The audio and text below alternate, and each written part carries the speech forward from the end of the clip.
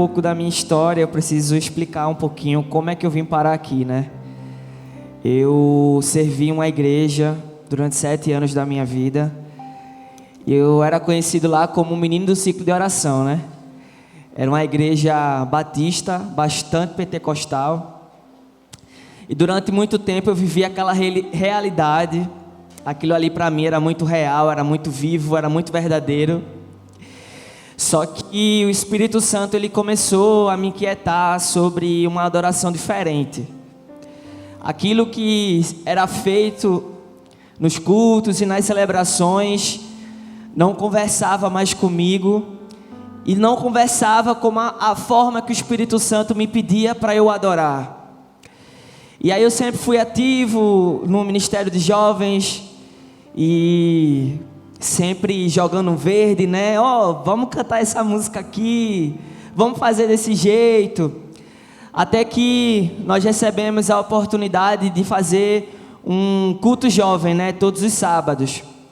E ali foi uma oportunidade de colocar em prática aquilo que o Espírito Santo estava conversando ao meu coração. Sempre trazendo esses louvores, né? Que na época a gente não conhecia por esse nome, mas hoje a gente chama de worship, né? Naquela época era adoração, coisa do tipo. E aí eu conheci o irmão de Andra, e aí o irmão de Andra falou: minha irmã toca violão, vamos chamar ela? Aí eu falei: tá, eu canto.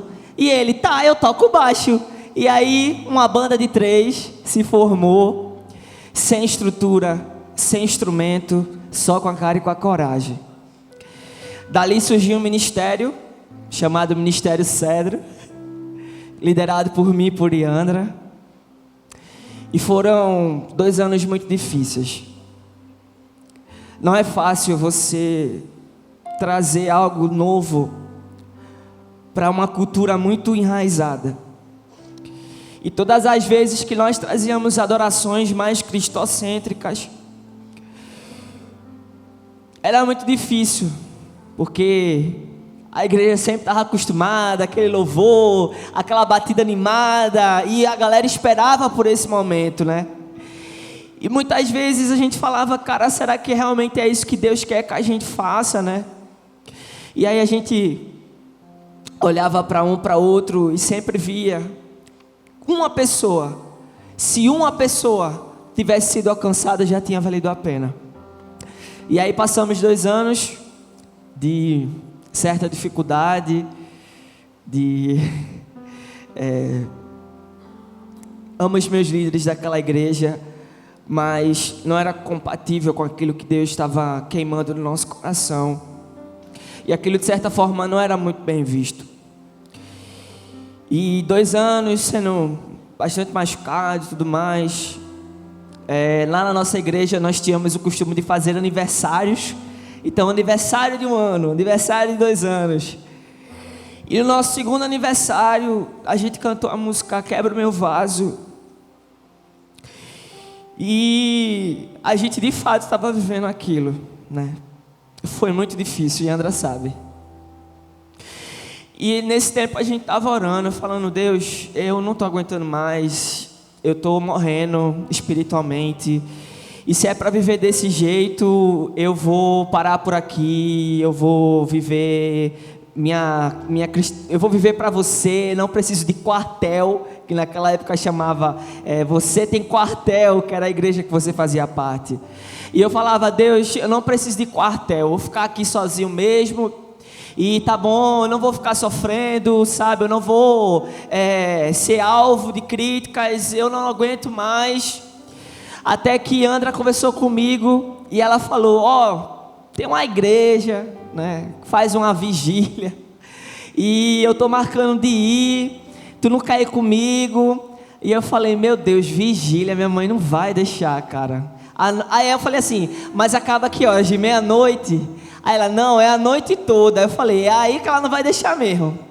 E aí eu falei com ela, né, eu falei: vai ter uma vigília, não sei o quê. E ela falou: que bom, você não vai. E eu: tá bom, beleza. E Andra: velho, vai ser incrível, Deus tem uma palavra pra gente. E aí eu tava 2 horas da manhã acordado na viração da vigília, o noivo. E olhando aqueles stories, cara, eu comecei a chorar. Eu falei, era pra eu estar ali. Poxa, mãe, por que a senhora não deixou eu ir? E aí eu falei, não, na próxima eu tenho que ir. E o pior é que a gente chegou no domingo para cantar e Andra, ela não tem pena de mim, né? E aí ela fala, nossa, foi incrível.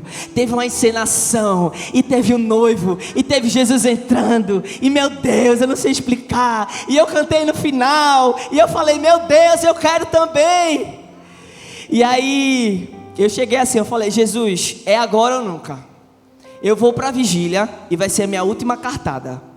Eu cheguei para minha mãe, eu falei, mãe, é o seguinte, eu estou morrendo espiritualmente. Ou a senhora deixa eu ir para a vigília, ou se eu morrer espiritualmente, a culpa vai ser da senhora. E Deus vai requerir de você lá no grande dia. Aí ela, tá certo, meu filho, pode ir. Um jeito bem pentecostal.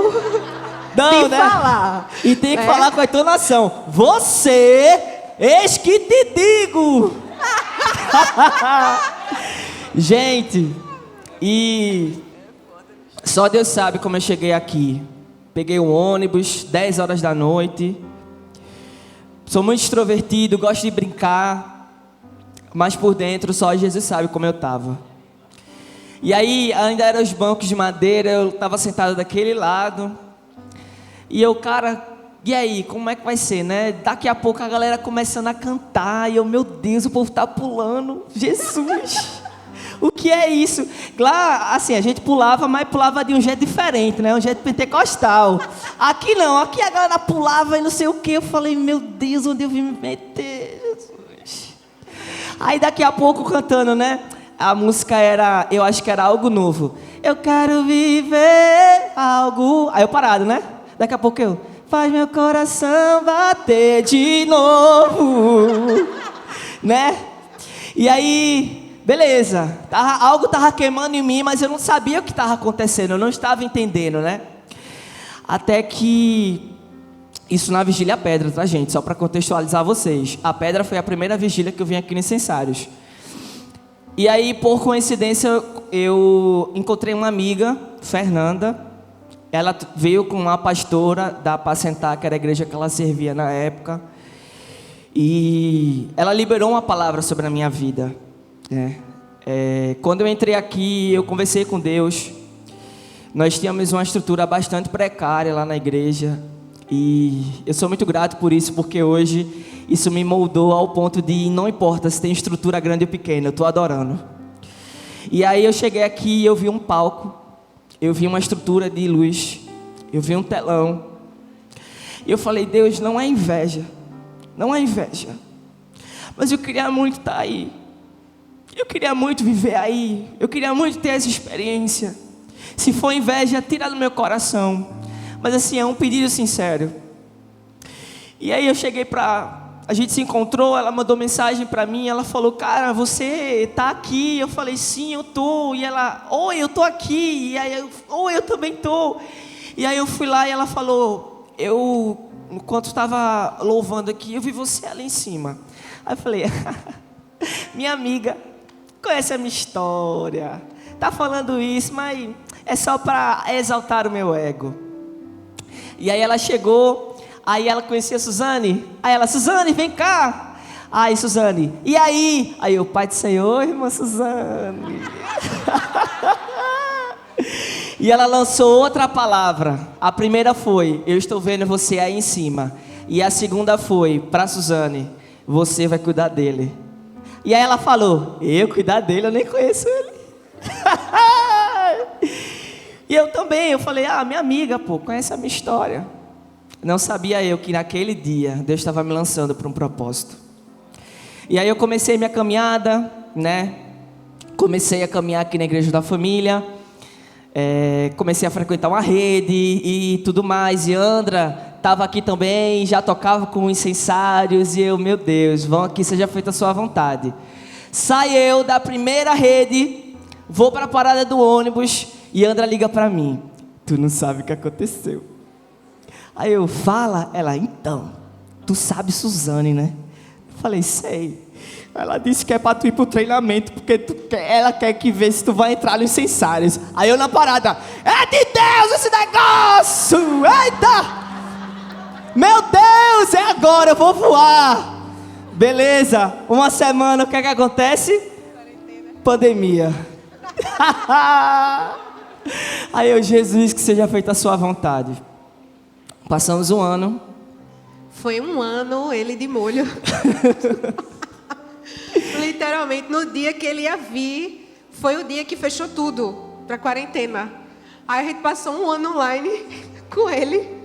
Aí no outro ano foi que ele entrou. Foi. E Suzane, né? Quando as coisas começaram a voltar, nesse tempo, muita conversa com Deus e uma dualidade forte no meu coração. Ao mesmo tempo que eu queria estar aqui, eu não queria ser apressado no meu chamado. E eu sempre falava, Deus, conduz o meu barco, que seja feita a sua vontade. E aí, quando as coisas começaram a voltar, eu comecei a ir para os ensaios. E em 2021, eu ministrei pela primeira vez no Revival Night. Que é essa foto aí que vocês estão vendo. E em fevereiro daquele ano, Deus cumpriu aquilo que Ele tinha lançado sobre a minha vida. Eu ministrei aqui na primeira vigília, na worship. E a igreja estava desse jeito. Por que eu estou contando essa história? Talvez muitos chegaram aqui do mesmo jeito. Estão machucados, desmotivados, desesperançados. Talvez você tenha chegado aqui e tenha dito, Jesus, é a minha última cartada. Eu não vou mais ter esperança. Eu não vou mais acreditar nessa promessa.